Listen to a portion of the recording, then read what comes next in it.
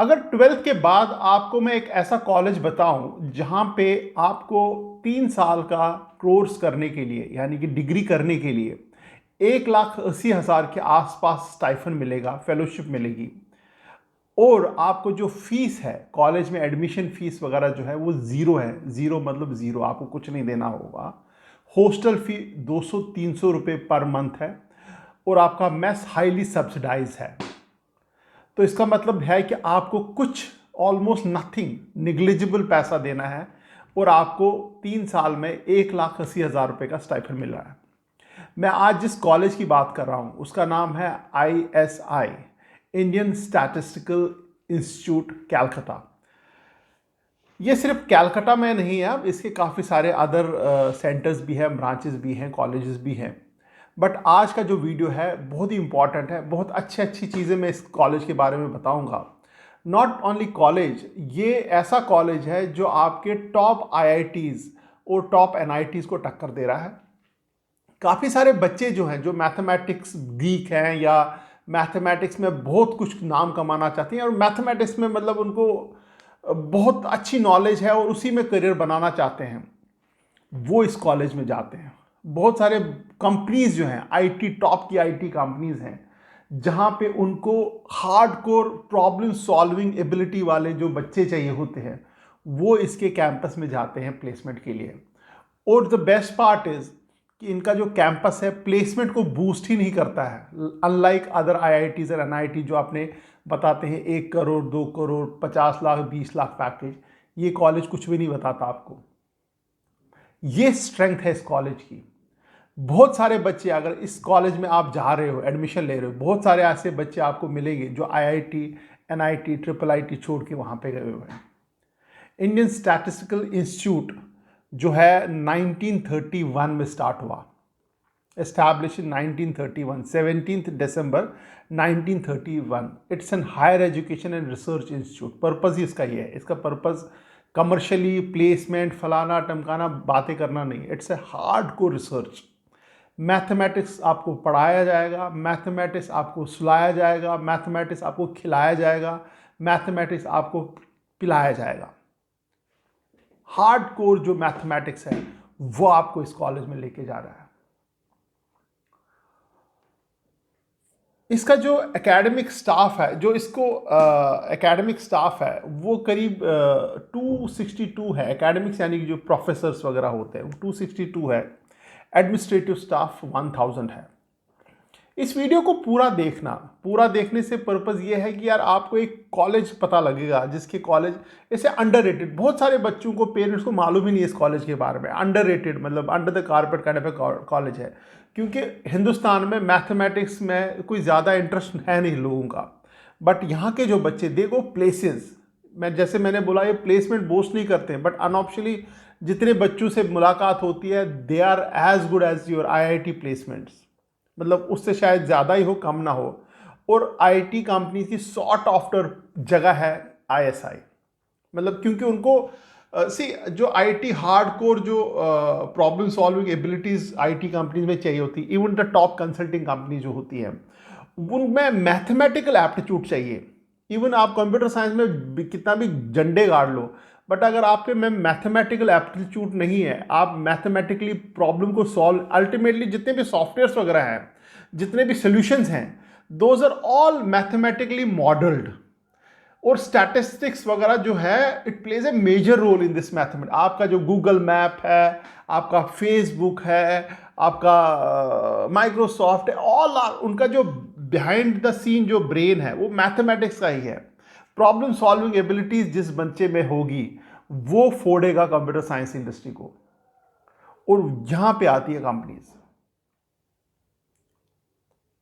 कुछ बच्चे तो ये भी बोल रहे हैं ये IIT से बेटर है, टॉप के IIT से भी बेटर है। बट हाँ, IIT का ब्रांड नेम है, इसलिए शायद कुछ बच्चे उधर जाते हैं और बहुत कम बच्चे इधर आते हैं। But yes, cut throat competition. आपको सीटें भी जो हैं वो ज़्यादा नहीं, अभी मैं बताऊंगा, इसकी सीटें बताऊंगा, प्लेसमेंट बताऊंगा, डेट्स हैं, एप्लीकेशन है, स्टाइफन कैसे कैसे मिलता है, कौन कौन अप्लाई कर सकता है, क्या टेस्ट है, सब कुछ बताऊंगा मैं आपको। बट पूरा वीडियो ज़रूर देखना। जिसको इसका एकेडमिक स्टाफ मैंने 262 बोला, एडमिनिस्ट्रेटिव स्टाफ 1000 के करीब है। अंडर ग्रेजुएट जो स्टूडेंट है 214 है। नाउ आप इमेजिन करो अंडर ग्रेजुएट सिर्फ 214 है, यानी कि पर क्लास 60-70 बच्चे ही हैं टोटल। 3 साल का कोर्स है, एक साल में 60-70, दूसरे में 60-70, तीसरे 60-70, 214 के करीब बैठते हैं। पोस्ट ग्रेजुएट 618 ही है टोटल, और जो डॉक्टरेट है फेलोशिप कर रहे हैं वो है 305। छोटा कॉलेज है, कॉलेज छोटा नहीं है बट नंबर ऑफ स्टूडेंट्स कम है, काफ़ी चूजी है। दैट इज़ अ रीज़न जो क्रीम है इंडिया में, मैथमेटिक्स की जो क्रीम है वो इस कॉलेज में जाती है। दैट इज़ अ रीज़न ये आपको पैसा भी देते हैं पढ़ने के लिए, आपसे पैसा लेते नहीं, आपको देते हैं पैसा पढ़ने के लिए। जो इसकी लोकेशन है, कैलकाटा है, चेन्नई है, दिल्ली है, बेंगलोर है, तेजपुर है, पुणे है, जो इतनी डिफरेंट लोकेशंस है। बट हर एक लोकेशन में हर कोई प्रोग्राम नहीं चलता है, मैं अभी उसके ऊपर डिटेल आऊँगा। बट वीडियो पूरा सब्सक्राइब जरूर करना, क्योंकि काफ़ी सारे बच्चे जो है पेरेंट्स हैं सब्सक्राइब नहीं करते बट वीडियो सारे देखते हैं। द प्रॉब्लम इज़ जब आप वीडियोस पूरा देखना भी चाहते हैं तो आप सब्सक्राइब करके देखो, क्योंकि उसका फ़ायदा ये है कि यार आपको जो ही नया वीडियोस आएगा, मान लीजिए लास्ट टाइम मैंने ये क्या बोलते हैं इसको, लास्ट टाइम मैंने अभी वीडियो जो चढ़ाया था वो था आपका कॉलेज से रिलेटेड था, भूल गया मैं वो। जैसे IISc के कॉलेज है या IIT बैंगलोर कॉलेज है, वो आपको शायद देखा ही नहीं होगा क्योंकि आप सब्सक्राइब नहीं हो। और आने वाले टाइम में जितने भी कॉलेज रिव्यूज़ हैं, जोसा एडमिशन है, CSAB एडमिशन है, उसकी जो हैंड होल्डिंग है वो उसके वीडियोज़ बनेंगे।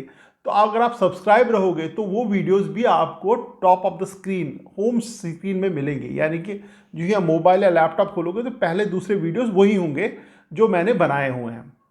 इसलिए आपको सब्सक्राइब करके रखना, और हो सके ये वीडियोस को व्हाट्सएप के थ्रू अपने फ्रेंड्स वगैरह जितने भी हैं जो इस परिस्थिति में या इस सिचुएशन में बैठे हैं उनको भी भेज दो, कुछ ना कुछ सीखने को उनको मिलेगा।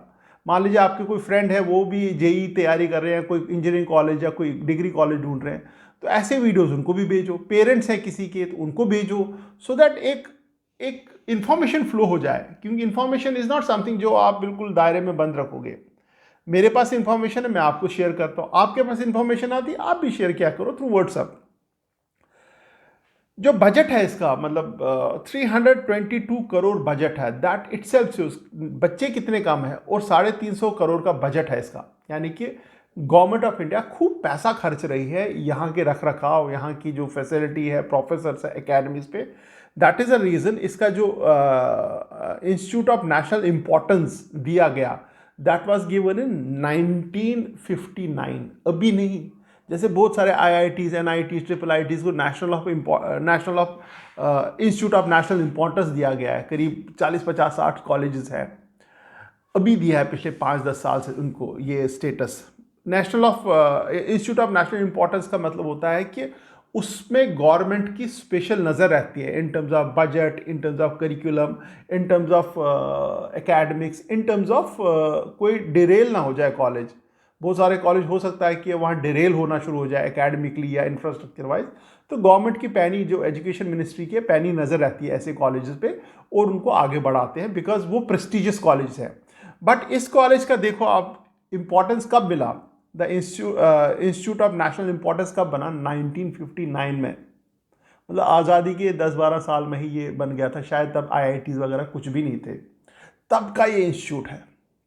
It has a rich history, मतलब आप इसकी हिस्ट्री देखोगे तो आप दंग रह जाओगे, चकित रह जाओगे। इनफैक्ट इसका जो इसका the institute was born out of requirement only, मतलब there was a requirement, that is the reason this institute was born. It was initially under university of Calcutta के अंदर आता था, बट बाद में ये इंडिपेंडेंट यूनिवर्सिटी बन गई, तो इसका इट्स एन ऑटोनॉमस बॉडी। इसके जो आपके मतलब के कोर्सेज हैं वो हैं, एक तो BSAT है, बैचलर ऑफ स्टैटिस्टिक्स, ये 3 साल का कोर्स है, ये आपके कैलकाटा में चलता है। और एक कोर्स है बैचलर ऑफ मैथमेटिक्स, ये बेंगलोर में है। मतलब जैसे मैंने पहले बोला था इनके 6-7 सेंटर हैं, हर एक सेंटर में, हर एक कॉलेज में ये सारे कोर्स नहीं चलाते हैं।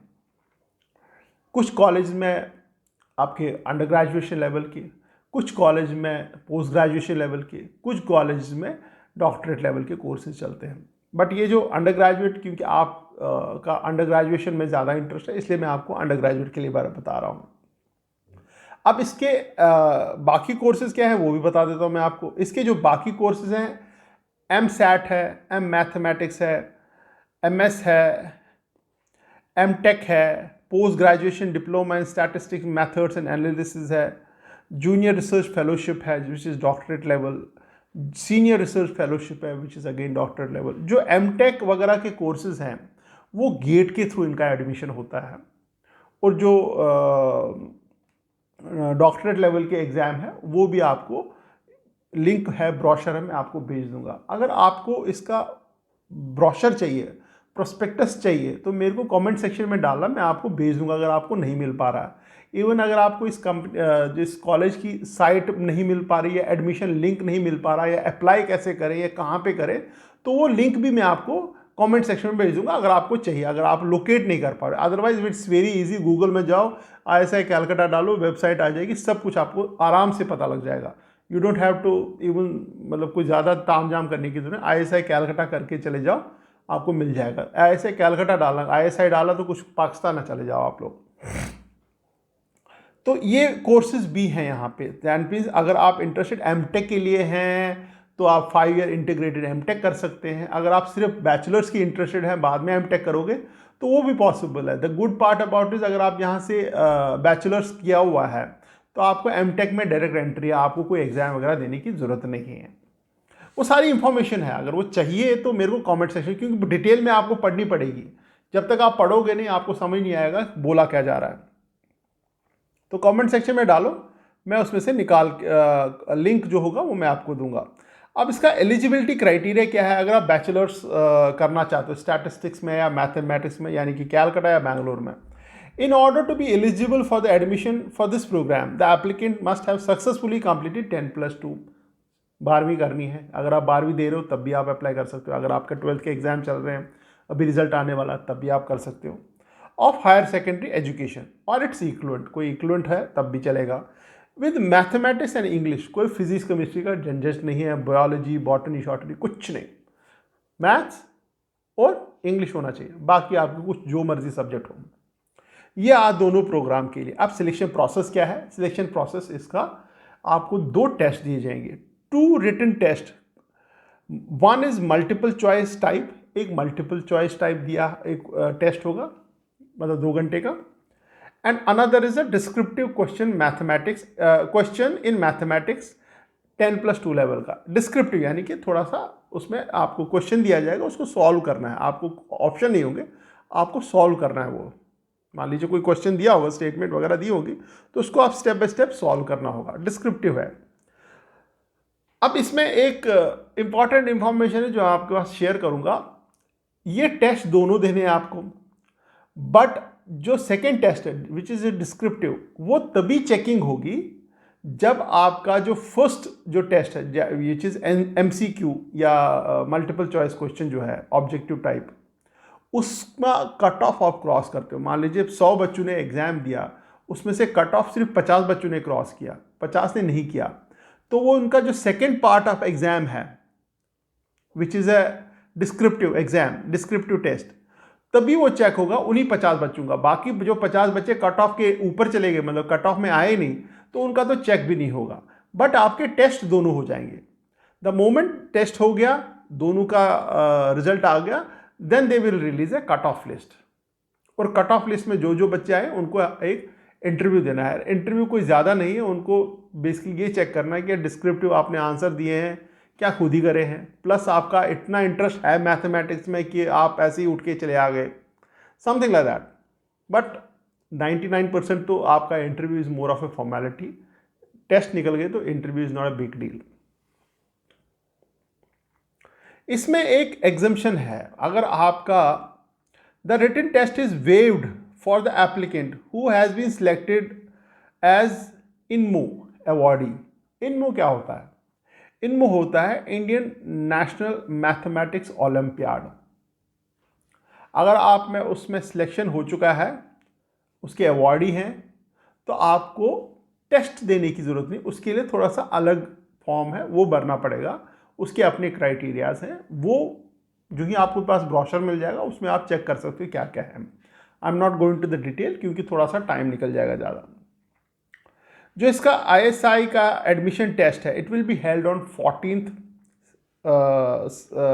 Of May which is Sunday. जो डेट अनाउंस हुई है, जो पोर्टल जो है ओपन हुआ है वो 11 मार्च से, अभी 5-6 दिन पहले से पोर्टल शुरू हो गया है। और जो पोर्टल क्लोज होगा that will happen on 5th April. Time है, आराम से करो, कोई जल्दबाजी नहीं है। जो एडमिशन का टेस्ट है, वो जो एडमिशन का टेस्ट है, अभी टेस्ट बोला था 2 टेस्ट होंगे, वो है 14th ऑफ अप्रैल को, 14th ऑफ मई को, सॉरी। अब मैं आता हूं इसके ऊपर जो टेस्ट सेंटर्स कौन कौन से हैं।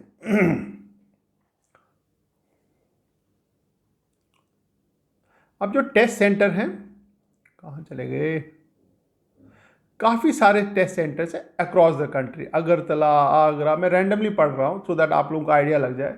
आसनसोल, वेस्ट बंगाल, पंजाब, राजस्थान, मिजोरम, गुजरात, कोहिमा, कोलकाता, मालदा, पटना, नोएडा, दिल्ली, रानीगंज, शिलोंग, सिलचर, तेजपुर, त्रिवेंद्रम, विजयवाड़ा, इंदौर, जयपुर, गुवाहाटी, गुड़गांव, गंगटोक, मतलब ऑलमोस्ट सारा इंडिया कवर ही है। मतलब मुश्किल से आपको 2-3 घंटे का ही ट्रैवल होगा अगर जहाँ पे भी ये आपके टेस्ट हो गए। जैसे अगर मैं यूपी में देखूँ, यूपी में कितने टेस्ट सेंटर्स हैं, यूपी में भी काफ़ी सारे टेस्ट सेंटर्स हैं।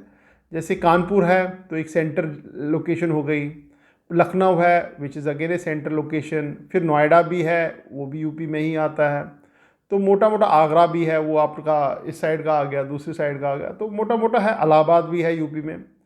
तो मतलब यूपी में भी कोई ज़्यादा आपको भागना नहीं पड़ेगा। वाराणसी भी, यानी कि चारों कोनों में सेंटर्स है यूपी में। यूपी इसलिए लिया क्योंकि पॉपुलेशन ज़्यादा है और काफ़ी बड़ा स्टेट है, इसलिए यूपी को देखना मैंने सोचा कि ज़रूर देखूँ। इसके बाद आते हैं इसकी एप्लीकेशन फ़ी। इसकी एप्लीकेशन जो फ़ी है वो 1500 रुपया है, 1500 for general category, 1000 for female students and 750 for category students. Last date मैंने आपको बता दी। अब मैं आता हूं इसके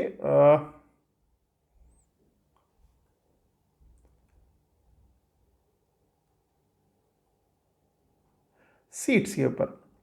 इनकी जो सीट्स हैं वो 63 सीट्स हैं दोनों के लिए, यानी 63 इसमें स्टैटिस्टिक्स, बैचलर ऑफ स्टैटिस्टिक्स, और 63 हैं बैचलर ऑफ मैथमेटिक्स, यानी बैंगलोर और कैलकाटा 63 सीट्स। अब आप देखो कितना कट थ्रोट कॉम्पिटिशन, कितना टफ हो जाएगा अगर आप इसमें एग्जाम देते हो। The idea is not to discourage you, the idea is कि टेक ए प्राइड। अगर आप मतलब see the pride in cracking this kind of an exam, मतलब कितना आपको अच्छा लगेगा अगर ऐसा एग्जाम क्रॉस करोगे, क्रैक करोगे। अब इसमें 63 + 16 और सीट्स हैं which is for female students only, क्योंकि वो जो गवर्नमेंट का इनिशिएटिव है कि इंजीनियरिंग रिसर्च वगैरह में फीमेल स्टूडेंट का ज़्यादा होना चाहिए, so 16 seats are meant for them also.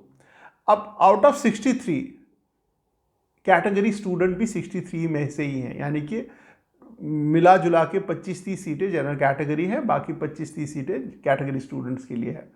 Now you imagine, क्यों मैं बोला था बच्चे IITs NIT छोड़ के इधर आते हैं, क्योंकि जितना मज़ा इसको क्रैक करके यहाँ पढ़ने में है उतना मज़ा उन कॉलेजेस में नहीं है जहाँ पे 5-5, 6-6 हज़ार बच्चों का इनटेक है।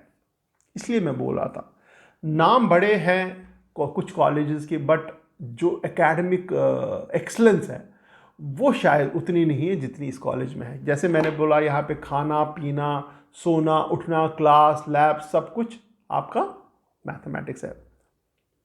अब आते हैं इसके जो इम्पॉर्टेंट पार्ट, जो मैंने बोला था फीस इसकी 0 है, जैसे मैंने आपको पहले बोला। इसमें उल्टा आपको स्टाइफन मिलता है।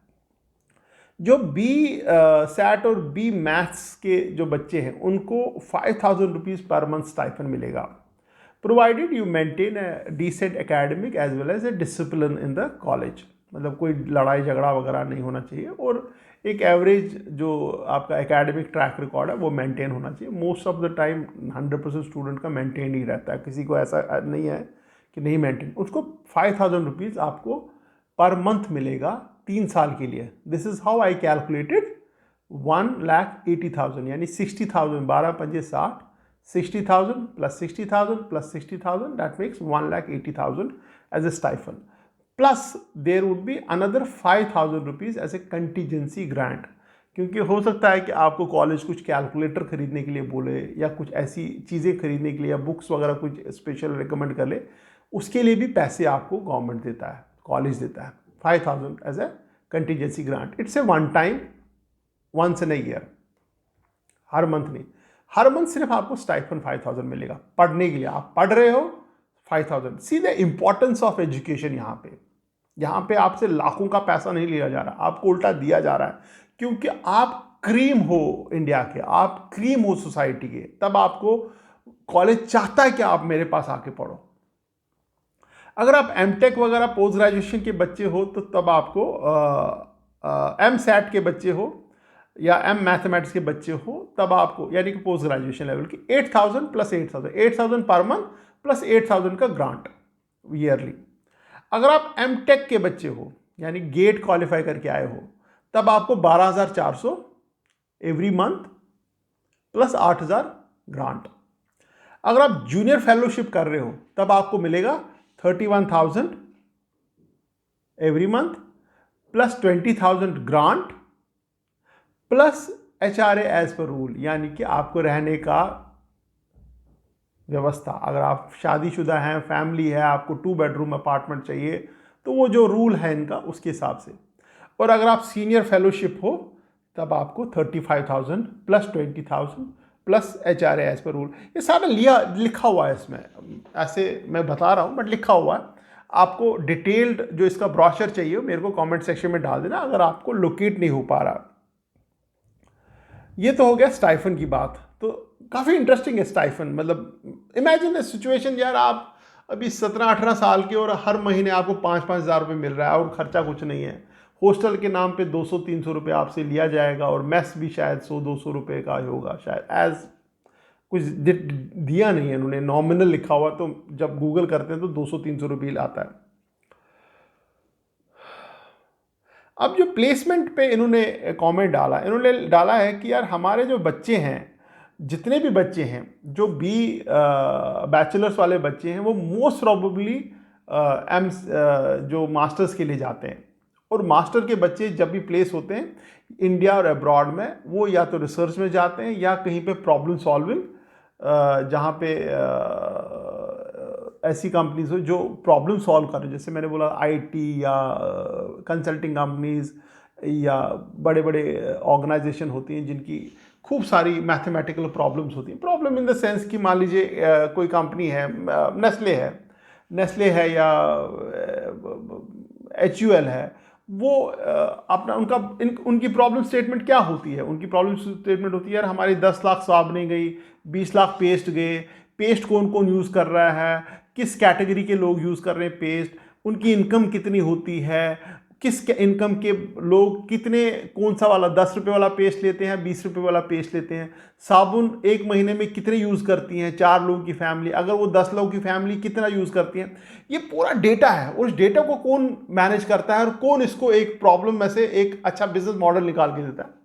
यही लोग काम करते हैं।